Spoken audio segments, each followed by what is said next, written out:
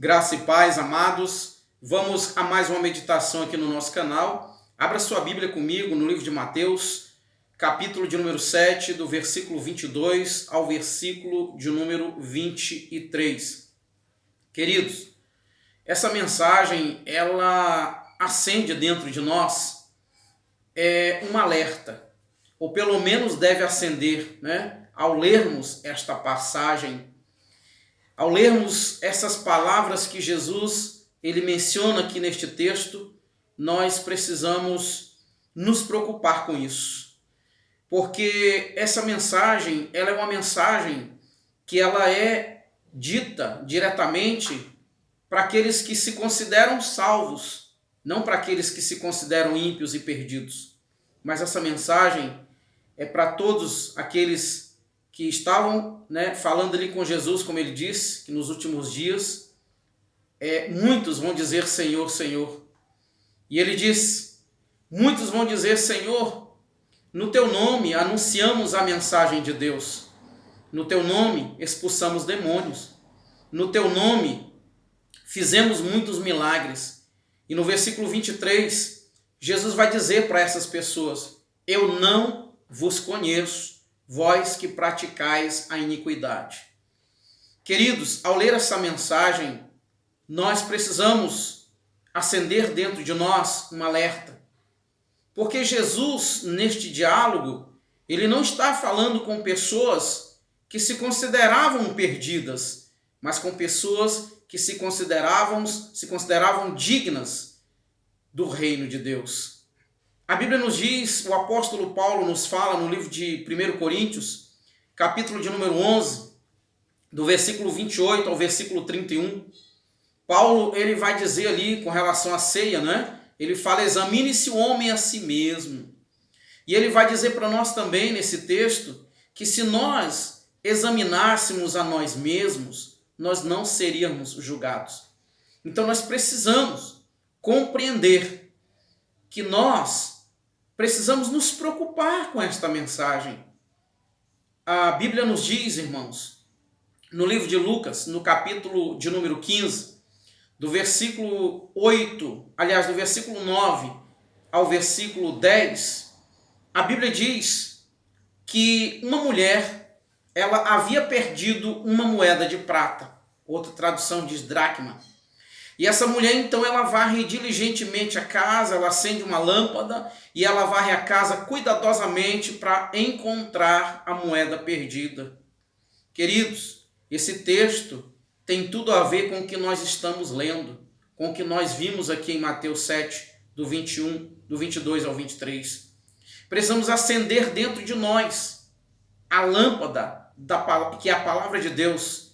Salmos 119, versículo 105. Davi disse, lâmpada para os meus pés é a tua palavra, e luz para os meus caminhos. E só a palavra de Deus é que vai nos mostrar as nossas imperfeições, ela vai nos mostrar as nossas falhas, os nossos erros, para que possamos consertar e que nós não venhamos ter o dissabor de ouvir o Senhor Jesus dizer para nós, apartai-vos de mim, malditos, eu não vos conheço.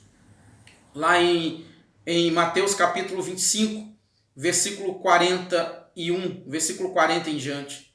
Nós precisamos, irmãos, todos os dias, examinar a nós mesmos, julgar a nós mesmos, ao invés de nós nos preocuparmos em julgar o nosso irmão, fazer aquilo que Jesus disse, tirar primeiro a trave que está nos nossos olhos, para que possamos depois conseguir tirar o cisco que está nos olhos dos nossos irmãos. Só que nós fazemos o contrário muitas vezes. Nós nos preocupamos com os outros e esquecemos de nós mesmos. Por isso, nós corremos o risco de ouvir o Senhor dizer, eu não vos conheço. Queridos, o que me chama a atenção é exatamente isso. Nós anunciamos o evangelho no teu nome, mas eu não conheço vocês. Mas nós expulsamos demônio no seu nome, mas eu não conheço vocês. Mas nós fizemos milagres no seu nome, mas eu não conheço vocês. Ou seja, Jesus vai dizer, eu não tenho intimidade com vocês. Eu não tenho intimidade com nenhum de vocês. Irmãos, nós podemos compreender que quem vai falar isso para Jesus, porque isso aqui é algo que vai acontecer no futuro, porque Jesus está se referindo aqui ao juízo final, e isso vai acontecer no futuro. Jesus está falando de pessoas que estão fazendo a obra, pessoas que estão implantando igrejas, pessoas que estão fazendo missões, pessoas que estão fazendo a obra de Deus. Porém, pessoas que não têm compromisso real com Deus. Isso é preocupante, irmãos. E nós, enquanto estamos vivos, enquanto estamos nesse mundo, corremos o risco, irmãos. E nós precisamos nos preocupar e precisamos cuidar para que nós não venhamos ter esse dissabor. Lá no livro de Lucas, no capítulo de número 18, do versículo 9 ao versículo 14, a Bíblia vai contar a história de dois homens, o publicano e o fariseu. Irmãos, você sabe quem é que foi condenado? Você sabe quem foi ali mostrado por Jesus? A pessoa que foi rejeitada, reprovada por ele, foi exatamente alguém que se considerava santo. Alguém que se considerava salvo. Alguém que se considerava infalível. Veja, ele vai dizer, né, que ele dava o dízimo de tudo que ele ganhava, do coentro, do cominho, né? Ele fazia orações, ele vai falar uma lista de coisas ali que ele fazia e que ele achava que por ele fazer aquilo ali, ele estava salvo, ele estava garantido no reino de Deus. Enquanto que o publicano, apenas a Bíblia diz que ele bate no peito e diz: Senhor, tem misericórdia de mim, porque sou pecador.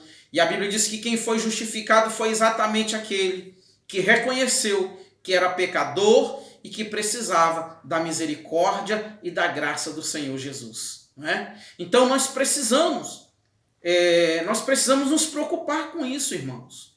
Sabe?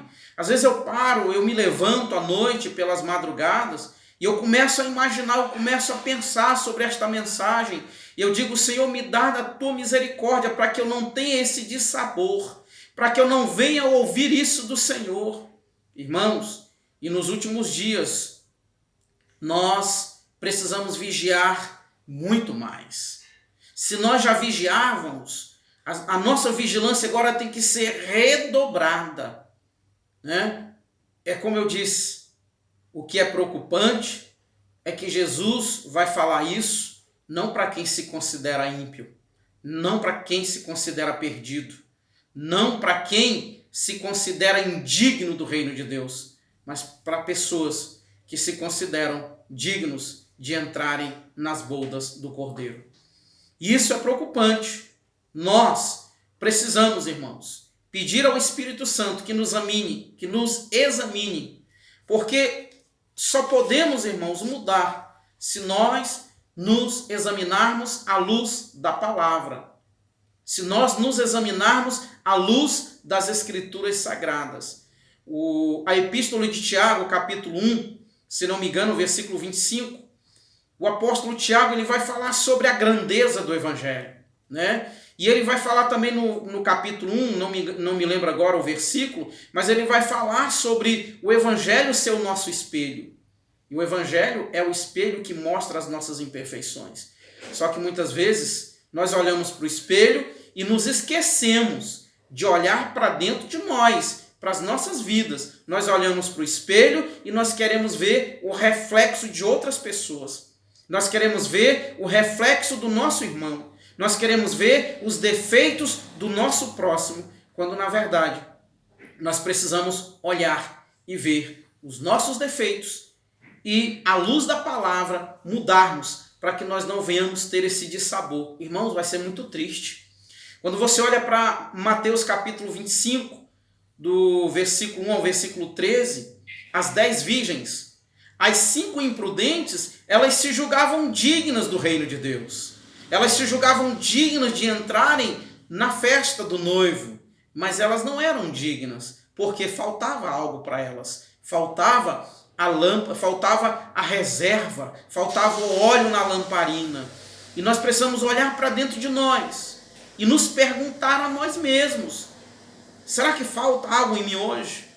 Será que se eu morrer hoje, eu serei digno do reino de Deus? Será que se Jesus voltasse hoje, eu seria digno de subir no arrebatamento? Ao invés de nós olharmos para a vida do nosso irmão e criticar, julgar, e não apenas julgar, condenar, nós precisamos olhar para nós, examinar a nós mesmos, julgar a nós mesmos, para que nós não venhamos ser julgados e condenados pelo Rei dos Reis e o Senhor dos Senhores. Então, irmãos, eu quero deixar aqui essa mensagem para todos nós.